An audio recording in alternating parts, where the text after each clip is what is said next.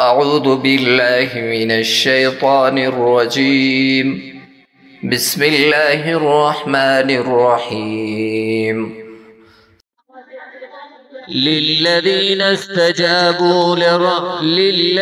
استجابوا لربهم الحسنى والذين لم يستجيبوا له لو أن لهم ما في الأرض جميعا ومثله معه لافتدوا به أولئك لهم سوء الحساب ومأواهم جهنم وبئس المهاد. أفمن يعلم أنما أنزل إليك من ربك الحق كمن هو أعمى إنما يتذكر أولو الألباب الذين يوفون بعهد الله ولا ينقضون الميثاق والذين يصلون ما أمر الله به أن يوصل ويخشون ربهم ويخافون سوء الحساب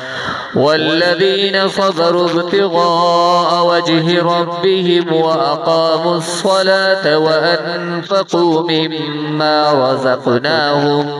مما رزقناهم سرا وعلانية ويدرؤون بالحسنة السيئة أولئك لهم عقبى الدار جنات عدن يدخلونها ومن صلح من آبائهم وأزواجهم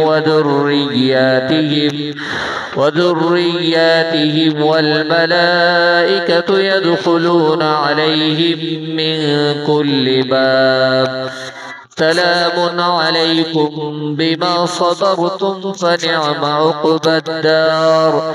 والذين ينقضون عهد الله من بعد ميثاقه ويقطعون ما أمر الله به أن يوصل ويفسدون في الأرض أولئك لهم اللعنة ولهم سوء الدار.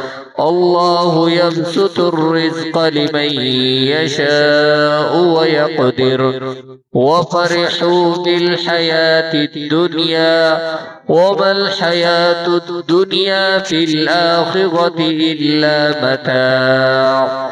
صدق الله العظيم. والسلام عليكم ورحمة الله وبركاته.